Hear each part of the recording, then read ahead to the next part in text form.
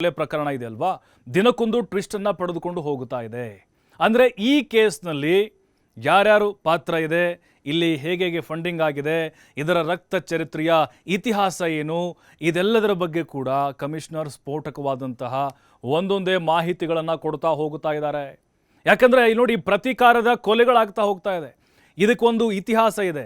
2016ರಿಂದ ಹಿಡಿದು ಅಶ್ರಫ್ ಕುಳಾಯಿ ಆಗಿರ್ಬೋದು, ಶರತ್ ಮಡಿವಾಳ ಆಗಿರ್ಬೋದು, ಅದಾದ ಮೇಲೆ ಒಂದೊಂದೇ ತಲೆಗಳನ್ನು ಉರುಳಿಸ್ಕೊಂಡು ಬರ್ತಾ ಇದೆ. ಒಂದು ಹಿಂದೂ ಸಮಾಜದ ಕೊಲೆ ಆದರೆ ಇನ್ನೊಂದು ಮುಸ್ಲಿಂ ಸಮುದಾಯದ ಕೊಲೆಗಳು. ಅಂದರೆ ಒಂದಕ್ಕೊಂದು ರಕ್ತ ಸಿಕ್ತ ಅಧ್ಯಾಯಗಳು ಮುಂದುವರೆದುಕೊಂಡು ಹೋಗುತ್ತಾ ಇದೆ.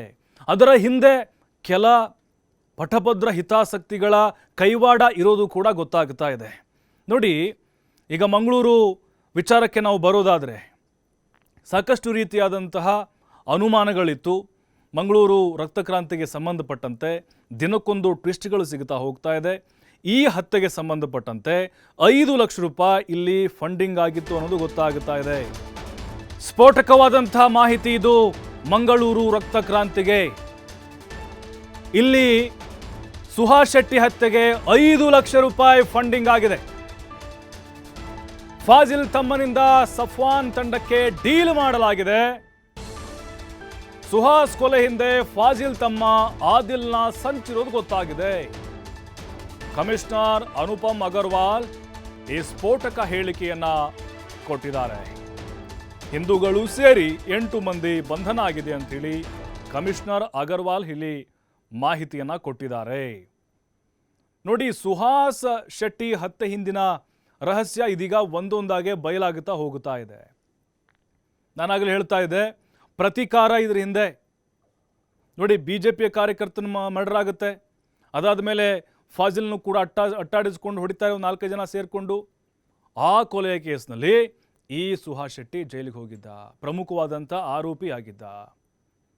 ಸಫ್ವಾನ್ ಮೇಲೆ 2023ರಲ್ಲಿ ಸುಹಾಸ್ ಆ್ಯಂಡ್ ಸ್ನೇಹಿತರಿಂದ ಹಲ್ಲೆ ಆಗುತ್ತೆ. ಸುಹಾಸ್ ಸ್ನೇಹಿತರಾದಂಥ ಪ್ರಶಾಂತ್ ಹಾಗೆ ಧನರಾಜ್ ಹಲ್ಲೆಯನ್ನು ಮಾಡ್ತಾರೆ. ಇದೇ ವಿಚಾರಕ್ಕೆ ಸಫ್ವಾನ್ಗೆ ಸುಹಾಸ್ನಿಂದ ಕೊಲೆಯಾಗುವ ಆತಂಕ ಶುರುವಾಗಿಬಿಟ್ಟಿರುತ್ತೆ. ಈ ಹಿನ್ನೆಲೆಯಲ್ಲಿ ಸುಹಾಸ್ನ ಕೊಲೆ ಮಾಡುವ ಬಗ್ಗೆ ತೀರ್ಮಾನ ತೆಗೆದುಕೊಳ್ತಾರೆ. ಇದೇ ವೇಳೆ ಹತ್ಯೆಯಾಗಿದ್ದ ಫಾಜಿಲ್ ತಮ್ಮನ ಸಂಪರ್ಕವನ್ನು ಮಾಡ್ತಾನೆ ಈ ಸಫ್ವಾನ್. ಸುಹಾಸ್ ಕೊಲೆಗೆ 5 ಲಕ್ಷ ರೂಪಾಯಿ ನೀಡುವುದಾಗಿ ಫಾಜಿಲ್ ತಮ್ಮ ಆದಿಲ್ ಹೇಳ್ತಾನೆ. ಅಂದರೆ ಇಲ್ಲಿ ಮುಂಗಡವಾಗಿ 3 ಲಕ್ಷ ರೂಪಾಯಿ ಹಣವನ್ನು ಕೂಡ ಈ ಗ್ಯಾಂಗ್ ಪಡೆದುಕೊಂಡಿತ್ತು. ಬಳಿಕ ಹತ್ಯೆಯಾಗಿ ಹತ್ಯೆ ಮಾಡಲಿಕ್ಕೋಸ್ಕರ ಒಂದು ತಂಡವನ್ನು ಸಫ್ವಾನ್ ರಚನೆ ಮಾಡಿಕೊಂಡಿದ್ದ. ಏನು, ನಿಯಾಜ್ನ ಸ್ನೇಹಿತರಾದಂಥ ನಾಗರಾಜ್ ಮತ್ತು ರಂಜಿತ್ನ ಸಂಪರ್ಕ ಮಾಡ್ತಾರೆ. ಈ ಇಬ್ಬರೂ ಕೂಡ ಸಫ್ವಾನ್ ಮನೆಯಲ್ಲೇ 2 ದಿನಗಳಿಂದ ವಾಸವನ್ನು ಮಾಡಿದ್ರು.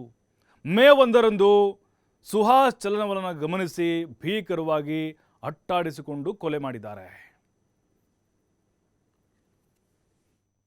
ಸೊ ಇದಕ್ಕಿಂತ 2 ಟೈಮ್ ಮುಂಚೆ ಕೂಡ ಅವ್ರ ಮೇಲೆ ಅಟೆಂಪ್ಟ್ ಮಾಡಲಿಕ್ಕೆ ಪ್ರಯತ್ನ ಮಾಡಿದ್ರು, ಆದರೆ ಅದು ಸಕ್ಸಸ್ಫುಲ್ ಆಗಲಿಲ್ಲ. ಮೊನ್ನೆ ಅವ್ರದ್ದು ಎಕ್ಸಾಕ್ಟ್ ಮೂಮೆಂಟ್ ಸಫಾನ್ ತಂಡಕ್ಕೆ ಗೊತ್ತಾಗುತ್ತೆ. ಆವಾಗ ಇಮಿಡಿಯೇಟ್ಲಿ ಅವರು 2 ವೆಹಿಕಲಲ್ಲಿ ಈ ಕೃತ್ಯಕ್ಕೋಸ್ಕರ ಅವರು ಆ್ಯಕ್ಚುಲಿ 2 ವೆಹಿಕಲ್ಸ್ ಹೈರ್ ಮಾಡಿದರು. ಒಂದು ಬೊಲೆರೋ ಪಿಕಪ್ ವೆಹಿಕಲ್, ಒಂದು ಸ್ವಿಫ್ಟ್. ಸೊ 2 ವೆಹಿಕಲಲ್ಲಿ ಎತ್ಕೊಂಡು 7 ಜನ ಅವ್ರಿಗೆ ಚೇಸ್ ಮಾಡ್ತಾರೆ. ಮತ್ತು ಒಂದು ರೈಟ್ ಲೊಕೇಶನಲ್ಲಿ ಮೊದಲೇ ಬೊಲೆರೋ ಪಿಕಪ್ಪಿಂದ ಅಡ್ಡ ಹಾಕಿ ಆಮೇಲೆ ಸ್ವಿಫ್ಟಿಂದ ಹಲ್ಲೆ ಮಾಡಿ ಆ ಸ್ಥಳದಲ್ಲಿ ಅವ್ರಿಗೆ ಒಂದು ಸಾಯಿಸಲಿಕ್ಕೆ ಪ್ರಯತ್ನ ಮಾಡಿದ್ದಾರೆ. ಸೊ ಇದಕ್ಕಿಂತ 2 ಟೈಮ್ ಮುಂಚೆ ಕೂಡ ಅವ್ರ ಮೇಲೆ ಅಟೆಂಪ್ಟ್ ಮಾಡಲಿಕ್ಕೆ ಪ್ರಯತ್ನ ಮಾಡಿದ್ರು, ಆದರೆ ಅದು ಸಕ್ಸಸ್ಫುಲ್ ಆಗಲಿಲ್ಲ. ಮೊನ್ನೆ ಅವ್ರದ್ದು ಎಕ್ಸಾಕ್ಟ್ ಮೂಮೆಂಟ್ ಸಫಾನ್ ತಂಡಕ್ಕೆ ಗೊತ್ತಾಗುತ್ತೆ.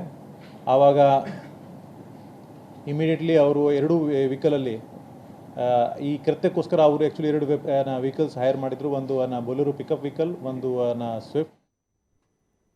ಇದೇ ವಿಚಾರಕ್ಕೆ ಸಂಬಂಧಪಟ್ಟಂತೆ ಮತ್ತಷ್ಟು ಮಾಹಿತಿ ಕೊಡ್ತಾರೆ ನಮ್ಮ ಪ್ರತಿನಿಧಿ ಆದಿತ್ಯ ನೇರ ಸಂಪರ್ಕದಲ್ಲಿ. ಆದಿತ್ಯ, ನೋಡ್ತಾ ಇದ್ದೀವಿ, ಸುಹಾಸ್ ಶೆಟ್ಟಿ ಕೊಲೆ ಪ್ರಕರಣದ ಸ್ಫೋಟಕವಾದಂತಹ ರಹಸ್ಯಗಳು ಒಂದೊಂದಾಗೆ ಬಯಲಾಗ್ತಾ ಇದೆ. ಅಂದರೆ ಇಲ್ಲಿ ಈ ಫಾಜಿಲ್ ಕೊಲೆ, ಅದರ ಹಿಂದೆ ನಡೆದಂಥ ಹಿಂದೂ ಕಾರ್ಯಕರ್ತನ ಕೊಲೆ, ಇವೆಲ್ಲ ನೋಡ್ತಾ ಹೋದರೆ ಇದರ ಹಿಂದೆ ಪ್ರತೀಕಾರದ ಸೇಡು ಇದ್ದಂಗೆ ಬಹಳ ಕ್ಲಿಯರಾಗಿ ಗೊತ್ತಾಗ್ತಾ ಇದೆ. ಯಾವ ರೀತಿ ಫಂಡಿಂಗ್ ಆಗಿತ್ತು, ಸ್ಕೆಚ್ ಹೇಗಿತ್ತು, ಇನ್ನು ಏನಾದರೂ ಬೆಚ್ಚಿ ಬೀಳಿಸುವ ಅಂಶಗಳು ಇಲ್ಲಿ ಹೊರಬರುವ ಸಾಧ್ಯತೆಗಳಿದೆಯಾ ಓವರಾಲ್ ನೋಡೋದಾದರೆ? ಪ್ರಭು, ನಿಜಕ್ಕೂ ಕೂಡ ಇದು ಪ್ರತಿಕಾರದ ಹತ್ಯೆ ಅನ್ನೋದ್ರಲ್ಲಿ ಯಾವುದೇ ಅನುಮಾನ ಇಲ್ಲ. ಆದರೆ ಪ್ರತಿಕಾರಕ್ಕೆ ಎರಡು ಆಯಾಮ ಇರುವಂಥದ್ದೇ ಇಲ್ಲಿ ಬಹಳ ವಿಶೇಷವಾಗಿರುವಂತಹ ವಿಚಾರ. ಒಂದ್ ಕಡೆಯಿಂದ ಫಾಜಿಲ್ ಹತ್ಯೆಗೆ ಪ್ರತಿಕಾರವಾಗಿ ಆತನ ಸಹೋದರ ಆದಿಲ್ ಈ ಹಂತಕರ ಗುಂಪಿನ ಯಾಕಂದ್ರೆ ಈ ಹಿಂದೆ ನಡೆದಂತ ಒಂದು ಘಟನೆಗಳು ಏನಿತ್ತು ಅಂದ್ರೆ ಫಾಜಿಲ್ ಮರ್ಡರ್ ಒಂದು ಕೋಮು ದ್ವೇಷಕ್ಕೆ ಸಂಬಂಧಪಟ್ಟ ಹಾಗೆ ಮರ್ಡರ್, ಅದಕ್ಕೆ ಪ್ರತಿಕಾರವಾಗಿ ಈ ಒಂದು ಮರ್ಡರ್ ಕೂಡ ನಡೆದಿದೆ. ಮತ್ತು ನೀವು ಹೇಳಿದಾಗೆ ಈ ಇಬ್ಬರು ಯುವಕರನ್ನ ದೂರದ ಚಿಕ್ಕಮಗಳೂರಿಂದ ಇಲ್ಲಿಗೆ ಕರೆತಂದು ಅವರನ್ನ ಈ ಒಂದು ಮರ್ಡರ್ ನಲ್ಲಿ ಶಾಮೀಲು ಮಾಡಿರುವಂತದನ್ನ ಕಂಡಾಗ ಎಲ್ಲೋ ಒಂದು ಕಡೆ ಇದು ಪ್ರತಿಕಾರದ ಹತ್ಯೆ ಆಗಬಾರದು ಅಥವಾ ಎರಡು ಧರ್ಮದ ಹತ್ಯೆ ಅನ್ನುವಂಥ ರೀತಿಯಲ್ಲಿ ಬಿಂಬಿತವಾಗಬಾರದು ಅನ್ನುವಂಥ ಕಾರಣಕ್ಕೋಸ್ಕರ ಪ್ರಕರಣವನ್ನ ಪೂರ್ಣ ಪ್ರಮಾಣದಲ್ಲಿ ಡೈವರ್ಟ್ ಮಾಡೋದಿಕ್ಕಂತಲೇ ಆ ಇಬ್ಬರು ಹಿಂದೂ ಯುವಕರನ್ನ ಕೂಡ ಕರೆತಂದಿರುವಂತ ಸಾಧ್ಯತೆ ಇದೆ. ಯಾಕಂದ್ರೆ ಈ ಒಂದು ಅನುಮಾನ ಯಾಕೆ ಮೂಡ್ತಾ ಇದೆ ಅಂದ್ರೆ ಆ ಇಬ್ಬರು ಹಿಂದೂ ಯುವಕರು ಯಾರು ಈ ಒಂದು ಪ್ರಕರಣದಲ್ಲಿ ಭಾಗಿಯಾಗಿದ್ದಾರೋ ಆ ರಂಜಿತ್ ಮತ್ತು ನಾಗರಾಜ್ ಅವರಿಗೆ ಯಾವುದೇ ರೀತಿಯ ಒಂದು ಕ್ರಿಮಿನಲ್ ಹಿನ್ನೆಲೆ ಅನ್ನುವಂಥದ್ದು ಇಲ್ಲ. ಈ ಹಿಂದೆ ಅವರು ಯಾವುದೇ ರೀತಿಯ ಒಂದು ಅಪರಾಧ ಕೃತ್ಯಗಳಲ್ಲೂ ಕೂಡ ಭಾಗಿಯಾಗಿಲ್ಲ ಮತ್ತು ಅವರು ಒಂದು ಶಾಮಿಯಾನದಲ್ಲಿ ಕೆಲಸ ಮಾಡ್ತಾ ಇದ್ರು. ಹಾಗಾಗಿ ಎಲ್ಲೋ ಒಂದು ಕಡೆ ಪ್ರಕರಣವನ್ನ ಡೈವರ್ಟ್ ಮಾಡಬೇಕು ಅನ್ನುವಂಥ ಕಾರಣದಿಂದಲೇ ಅವರನ್ನ ಕರೆತಂದಿರುವಂತ ಸಾಧ್ಯತೆಗಳು ಕೂಡ ಇದೆ ಪ್ರಭು.